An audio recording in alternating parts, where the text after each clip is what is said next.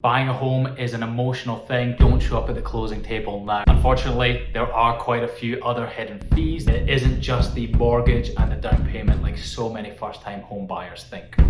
Hello and welcome back. Thank you for joining me again. Jamie Collins, licensed real estate professional. And today we're talking about what is the true cost of home ownership. Buying a home is likely going to be the biggest financial decision that you make. And unfortunately, too many first-time home buyers go into it blind and end up making decisions that they regret. And too often that regret is not knowing the true cost of home ownership. People see a home, they love it, but they don't get into the nitty-gritty of the financials, and it ends up being more expensive than they think. So today we will go through all the associated costs with owning a home, including the hidden ones that people often forget. We're going to break it down into three parts. The first being the one-time costs of buying a home, the second being the monthly expenses of owning a home, and the third is going to be a fictional example of couple X, so we can really dive into the numbers and see the true cost of home ownership. So there are quite a few one-time costs for buying a home, and often when I speak to buyers, they budget for the down payment. So unfortunately, there are quite a few other hidden fees that are in there that we need to talk about, we need to understand so that we can budget accordingly. And going through these, we're going to assume that you, the buyer, are using a loan. You're not buying the home with cash, because a lot of the costs are going to be associated with getting the loan in both the one-time costs and the monthly expenses. So the first and biggest one-time cost of buying a home is of course going to be the down payment. Now there's a false understanding out there that you need 20% down in order to buy a house or in order to secure the financing to buy a house. And that's not true. You can get a loan for as low as 3%. The reason people want to stick to that 20% is because anything below that 20% is going to require private mortgage insurance, but we'll get to that when we get to the monthly expenses. During the contract process of buying a home, you will have the right to an inspection, and although it isn't always required, I always recommend that you pay for an inspection to make sure that you know what you're getting into. This is a minimum of $300, but can range up to $600-700 depending on what you add on. There's also going to be an appraisal that your lender will likely require. They want to make sure that they're giving you the money for a home that is worth the money they are giving you. Again, this is going to be a minimum of $300, but can vary depending on where you are. Then when we get to closing, there's going to be more one-time costs. There's going to be escrow, which is where your lender puts money aside for future expenses. There's going to be title service fees, so you're going to have to pay for that closing itself, as well as the title company checking to make sure that the seller can actually sell that home, you can actually buy it, and when you buy it, it will be all yours.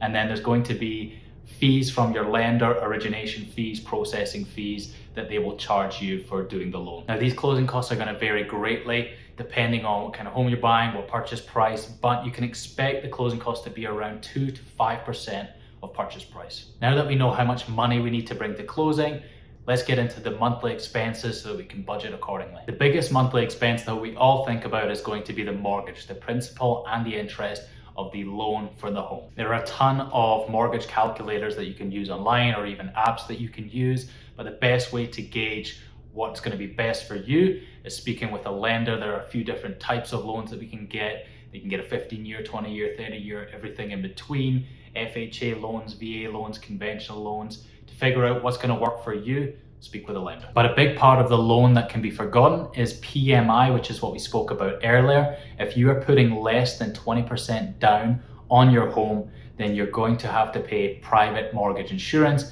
And this just allows the lender to give you that money and also insure themselves to make sure that they're never out of pocket. Your PMI monthly payments are really going to depend on your loan, but I would make sure that the PMI payments stop once you get past that 20% threshold, and they don't go on for the life of the loan. Another big monthly expense of home ownership is the property taxes, and this is going to vary greatly depending on where you are in the country or where you are in your state even.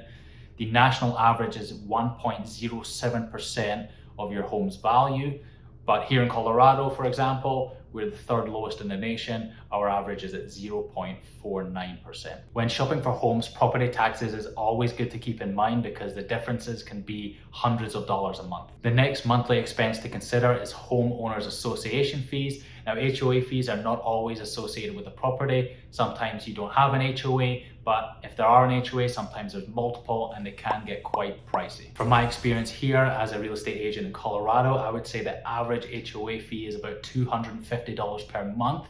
It's going to depend if you're in a fancy condo building that has a lot of amenities. You're going to pay for that, it's going to be more expensive. Sometimes an HOA fee can be minimal, just $10, $20 a month, and that's just going to make sure that everyone sticks to the HOA rules. Another HOA cost that is often overlooked are special assessment. A special assessment is when your HOA charges you, the homeowner, for repairs or maintenance of a community space or a building that you're in if you live in a condo or townhome. Now, it isn't always possible to anticipate all special assessments coming up, but in order to put yourself in the best possible position, I would highly recommend you go through the HOA meeting minutes so that you can see if they are talking about in their meetings having to do these repairs, and then also looking at the HOA budget and see if there's enough money in there to make these repairs. Otherwise, it's going to be coming as a special assessment out of the pockets of the homeowners within that association. Special assessments are hard to budget for because they often come out of nowhere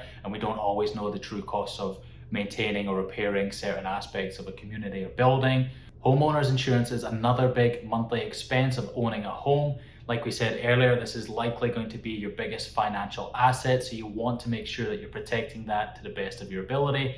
Also, your lender is probably going to make you get that homeowner's insurance because they want to be protected too. The cost of homeowner's insurance is going to depend on location of the home, value of the home, value of things inside the home, your deductions, and your coverage. All these aspects will go into giving you your homeowner's insurance cost monthly and yearly. The final ongoing expense is going to be maintenance of the home. Now, if you just bought a brand new home, there's obviously going to be less maintenance than that of an older one, but there will be maintenance nonetheless. It is always good to budget 2% of the purchase price a year in order to do those maintenance. Let's put them together. Let's get a real world example going so that you know the numbers attached to it. So couple X are buying their first home here in Colorado for $250,000. They're putting 10% down, which is $25,000, of course. Again, a basic inspection is going to cost them $300. Basic appraisal is going to cost them $300. Then we get to closing day. We said the 2 to 5% for closing costs of purchase price. Let's just go bang in the middle at 3.5%.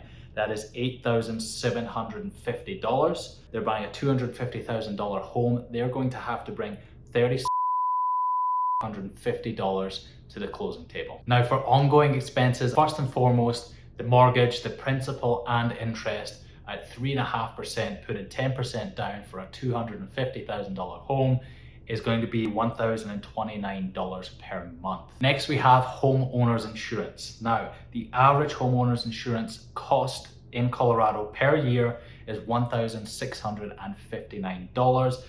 Realistically, that would be a bit less for this home, but let's just keep it at the average. So that is $138.25 per month. Next, we'll go to HOA. Again, not all homes have HOAs, but let's assume that this one does, and that we use the average for Colorado, in my opinion, which is about $250 per month. Then we have the property insurance. Like I said earlier, Colorado is the third lowest in the country at 0.49%. So that puts us about $100 per month for property insurance on a $250,000 home. Lastly, the maintenance cost. If they put 2% of the purchase price away each month to maintain the home, that's roughly $400 per month. With all those put together, couple X found their first home in Colorado. They love it. They brought $3,650 to the closing table, and their monthly payment is $2,011.25. So there we have it, the true cost of home ownership.